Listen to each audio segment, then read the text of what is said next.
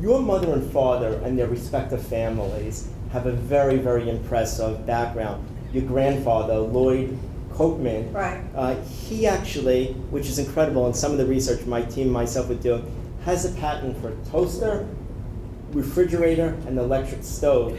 Do you think your parents and A their lot more than that. a lot more than that, but the three main ones that people really recognize. And he invented the thermostat basically for incredible. Westinghouse, the timing devices for Westinghouse. Do you think him and the rest, him and the rest of your family, do you think that they influenced your future independence and music career by? Well, from my grandfather, I learned a different way approach to problem solving. You see something, you go, it doesn't work. Well, how do you make it work? That's what you got to think all the way through, and that applies to music too. Because when you're recording, you get stuck in a muddle, and you have to figure out how to push on through. But I don't know. My mother was a math and physics major. That's what she liked, and my grandfather on my father's side was brilliant at math. And I think my mother thought she was going to get mathematicians if she married my dad, but she got musicians instead. My mother used to say that what she meant my father, he had a ranch and a horse and a red convertible and a guitar. And after they were married, what he had left was the guitar. But he had my mom, and that was a good thing. Could you describe when you started performing with your siblings? It's a fascinating story. You started performing very young, and you performed often. Yeah, I was about 16. Well, not so often. We played in a little folk club together, and then my brother decided to enlist in the Tucson Police Department. He had a degree in government. He wanted to study police work, so he did that.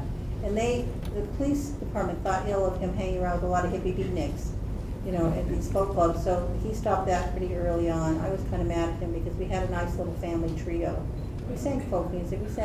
We tried to copy things like Peter, Paul, and Mary and Sylvia. But the other things that we tried to copy were the records that my father brought home from Mexico, because we lived right next to the border. And in those days, the border was easy to cross. There were lots of great relationships, both business and personal, with people on both sides of the border. We would go across the line and go to picnics and balls and weddings and baptisms. They would come across the line and do the same. We'd go across the line and shop. They'd come to Tucson and shop. And my father did business with all the farmers. My grandfather had started a huge hardware store, even though he was mainly a rancher. But he had this big hardware store, and he sold windmills and pumps and tractors and things like that. But he did business with all the farmers and ranchers in northern Mexico.